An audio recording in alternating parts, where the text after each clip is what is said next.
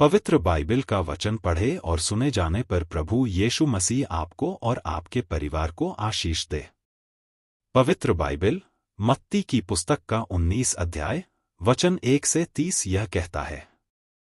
वचन 1। जब यीशु ये बातें कह चुका तो गलील से चला गया और यहूदिया के देश में यरदन के पार आया।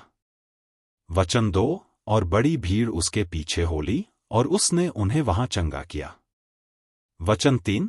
तब फरीसी उसकी परीक्षा करने के लिए पास आकर कहने लगे, क्या हर एक कारण से अपनी पत्नी को त्यागना उचित है? वचन 4।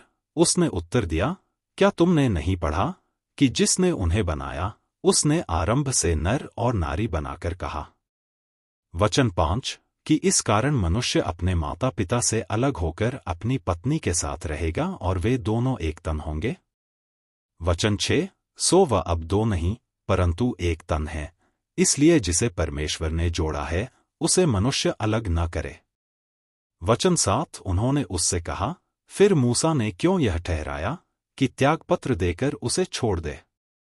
वचन 8। उसने उनसे कहा, मूसा ने तुम्हारे मन की कठोरता के कारण तुम्हें अपनी अपनी पत्नी को छोड़ देने की आज्ञा दी, परंतु आरंभ में ऐसा नहीं था। वचन 9। और मैं तुमसे कहता हूं कि जो कोई व्यभिचार को छोड़ और किसी कारण से अपनी पत्नी को त्याग कर दूसरी से ब्याह करे वह व्यभिचार करता है, और जो उस छोड़ी हुई को ब्याह करे वह भी व्यभिचार करता है। वचन 10। चेलों ने उससे कहा, यदि पुरुष का स्त्री के साथ ऐसा संबंध है तो ब्याह करना अच्छा नहीं। वचन 11। उसने उनसे कहा, सब यह वचन ग्रहण नहीं कर सकते, केवल वे जिनको यह दान दिया गया है। वचन 12। क्योंकि कुछ नपुंसक ऐसे हैं जो माता के गर्भ ही से ऐसे जन्मे, और कुछ नपुंसक ऐसे हैं जिन्हें मनुष्य ने नपुंसक बनाया, और कुछ नपुंसक ऐसे हैं जिन्होंने स्वर्ग के राज्य के लिए अपने आप को नपुंसक बनाया है। जो इसको ग्रहण कर सकता है वह ग्रहण करे। वचन 13। तब लोग बालकों को उसके पास लाए कि वह उन पर हाथ रखे और प्रार्थना करे, पर चेलों ने उन्हें डांटा। वचन 14।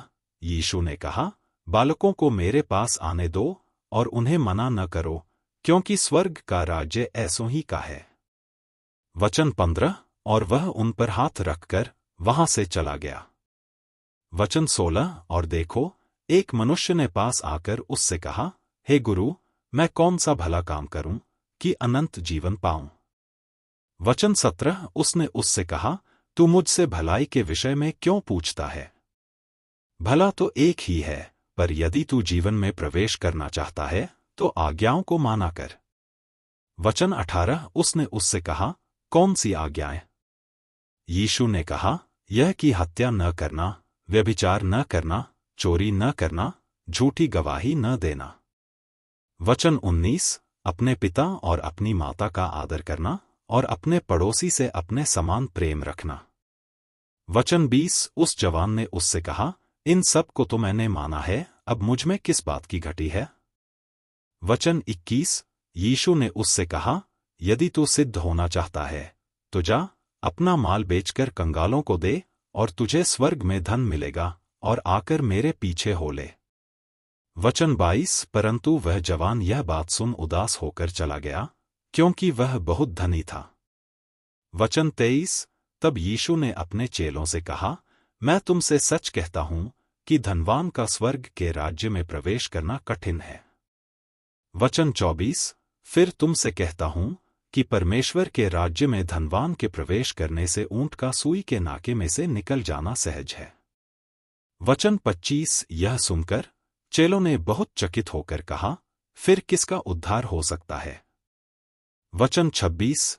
यीशु ने उनकी ओर देखकर कहा, मनुष्यों से तो यह नहीं हो सकता, परंतु परमेश्वर से सब कुछ हो सकता है। वचन 27। इस पर पतरस ने उससे कहा कि देख, हम तो सब कुछ छोड़ के तेरे पीछे हो लिए हैं, तो हमें क्या मिलेगा? वचन 28। यीशु ने उनसे कहा, मैं तुमसे सच कहता हूं कि नई उत्पत्ति से जब मनुष्य का पुत्र अपनी महिमा के सिंहासन पर बैठेगा तो तुम भी जो मेरे पीछे हो लिए हो 12 सिंहासनों पर बैठकर इस्राएल के 12 गोत्रों का न्याय करोगे। वचन 29 और जिस किसी ने घरों या भाइयों या बहनों या पिता या माता या लड़के बालों या खेतों को मेरे नाम के लिए छोड़ दिया है, उसको 100 गुना मिलेगा और वह अनंत जीवन का अधिकारी होगा। वचन 30 परंतु बहुतेरे जो पहले हैं पिछले होंगे और जो पिछले हैं पहले होंगे। यदि आप विश्वास करते हैं तो यह वचन सभी विश्वासियों को भेजें और इस चैनल को प्रभु यीशु मसीह के नाम से सब्सक्राइब करें और आशीष प्राप्त करें। धन्यवाद।